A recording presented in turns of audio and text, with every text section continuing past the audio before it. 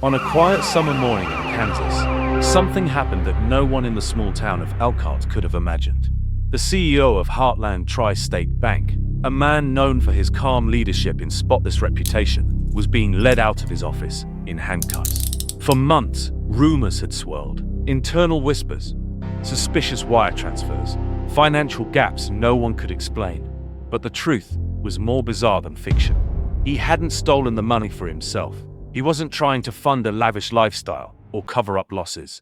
He stole nearly $47 million because of a woman he had never seen in real life, a woman who existed only on WhatsApp. And what started as a lonely message would spiral into one of the most embarrassing collapses in banking history. These scams have a name. In the cybercrime world, they're known as pig butchering.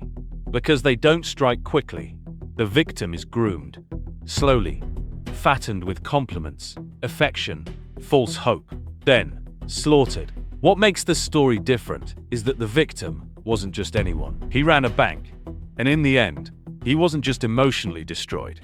He took down the entire institution with him. This is how it happened. John David McCloskey had worked in finance for over 2 decades. He wasn't flashy. He wasn't aggressive. He was the safe choice, the kind of leader you'd trust with your life savings. At 59 years old, he managed the day-to-day operations of Heartland Tri-State Bank with quiet discipline.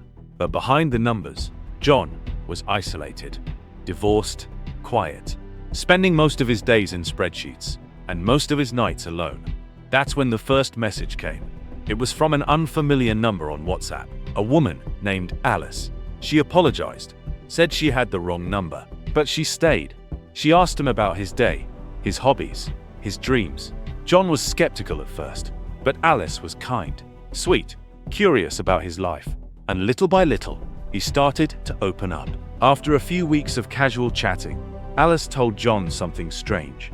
She said she had a secret. She was making a fortune through crypto, a private trading platform, invite only.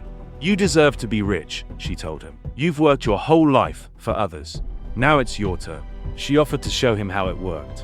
Sent screenshots of her own profits, tens of thousands, then hundreds, then millions. The numbers looked real. The dashboard was sleek, elegant, impressive, and most important, it felt exclusive. John had always been cautious with money, but this wasn't gambling, this was love.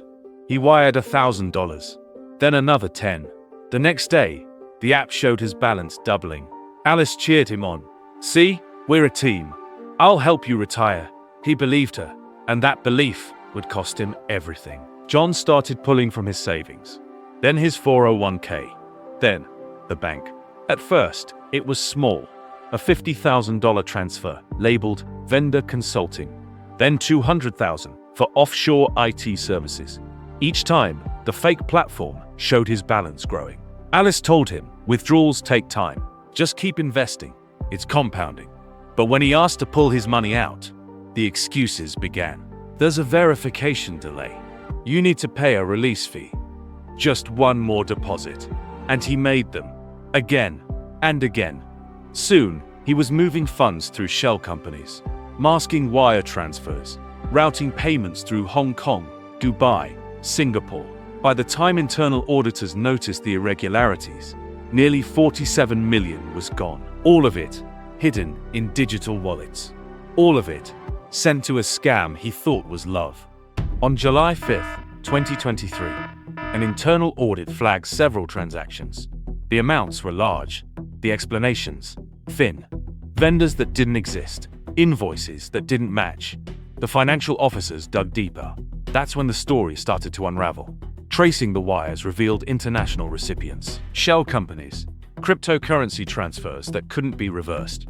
The board confronted John, and in that moment, the man who had built the bank's reputation broke down. He admitted everything. The WhatsApp messages, the fake crypto site, the emotional bond. He still believed Alice was real. She just needs a little more time, he said. She's coming back. But Alice had vanished. Her number was disconnected. Her website offline. What was left was a broken man and an empty vault. John David McCloskey was arrested days later. The story went national. Headlines called it the dumbest cybercrime in banking history. But this wasn't just stupidity, it was manipulation. In court, he described the months-long romance, the feeling of connection, the hope. She told me I was the only one who ever listened to her, he said. I wanted to believe it. The judge didn't. He was sentenced to 5 years in federal prison for embezzlement and wire fraud.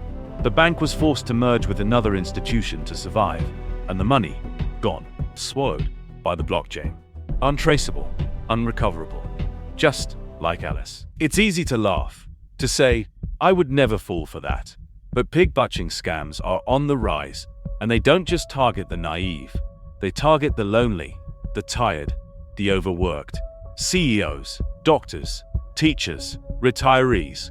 Anyone can be manipulated if you touch the right nerve.